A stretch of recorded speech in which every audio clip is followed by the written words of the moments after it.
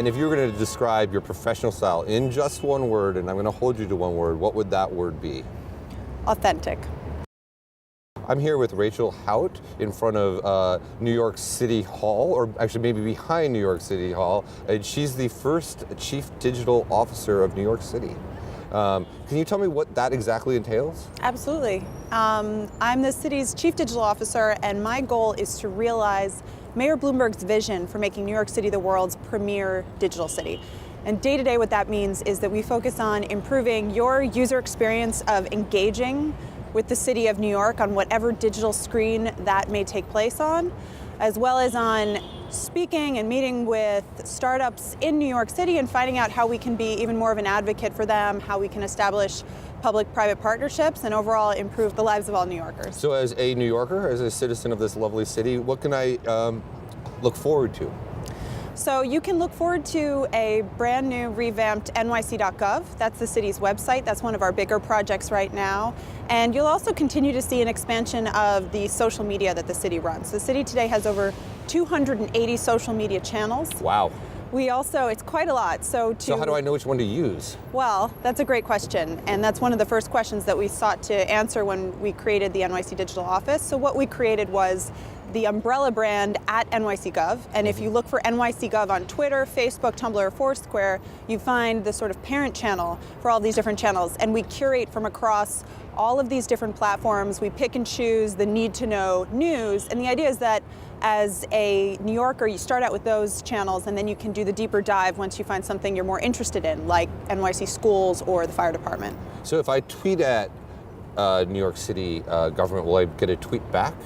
We engage very strongly with the public. So at 311NYC, which is the Twitter handle for 311. So for people who don't know what 311 is, aren't from New York. Absolutely.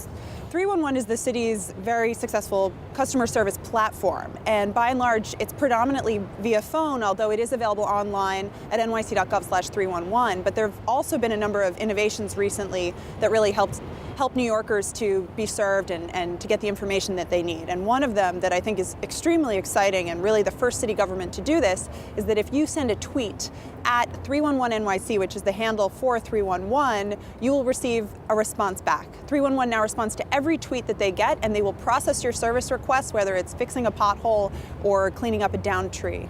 So we just survived Hurricane Sandy here in New York. How did this social media play out during that? A lot of people needed a lot of help. 311 sort of the non-emergency line for help, and there were a lot of people in non-emergent situations. Was social media useful during that emergency, or not so much? Absolutely. Social media was completely crucial all throughout Hurricane Sandy, and very much a crucial part of our communication strategy, especially when you're looking at areas where people may not have had cell coverage. If you were able to get online, if you were able to access Wi-Fi even for a moment, you could access some of these platforms.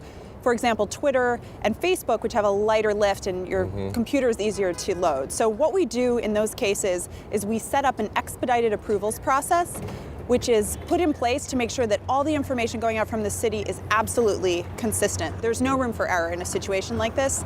And what we found out is that information is so very important. Give me an idea of the scale of the social media of New York City. I mean, how many followers you guys have on Twitter? How many likes do you have on Facebook? Can I like New York City on Facebook? Absolutely. We hope that you will like us on Facebook if you haven't already. That's at facebook.com/nycgov.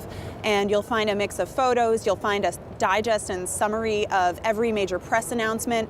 We also ask the public for their input, and we reach out to get their stories. One of the ways that we decided to decorate and to create the brand and sort of the identity of the page is we held a photo contest called Love NYC, and we invited the public to submit their photos.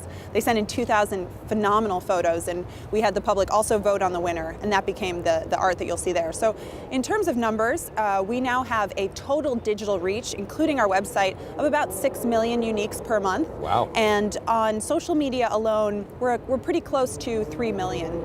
That's impressive. Unique followers across our channels. And it's a really exciting platform because city agencies are able to directly communicate with constituents to very quickly rectify or correct information that may not be accurate, and it's transforming the way that city agencies are able to inform and serve the public. So I heard rumor that I'm going to get Wi-Fi in my parks. Is this happening? Has it happened? Have I not been to a park recently? You may already have Wi-Fi in your park. So there are over 26 parks in New York City that AT&T has provided completely free Wi-Fi to. And in addition to that, there's a number of additional parks that are being rolled out through negotiations that the city has brokered with Time Warner and Cablevision. So we see these as great opportunities to get more people the access that they want and really reimagine the way people enjoy public spaces. Is Wi-Fi coming to the subway? Wi-Fi is on the roadmap to come to the subway. There's actually a pilot happening right now on 14th Street on the west side, close to 8th Avenue. And near Google, suspiciously. Yes, and Google is the sponsor of that Wi-Fi. I believe that on 6th Avenue there's also a Wi-Fi pilot that's sponsored by Microsoft, and there is a plan to provide Wi-Fi in all 277 underground subway stations. This is, of course, managed by the MTA, which reports up to the state, but we're in close contact with them because it's very important that we share information. So how does one get such a cool job? What did you do before you were Chief Digital Officer here for New York City?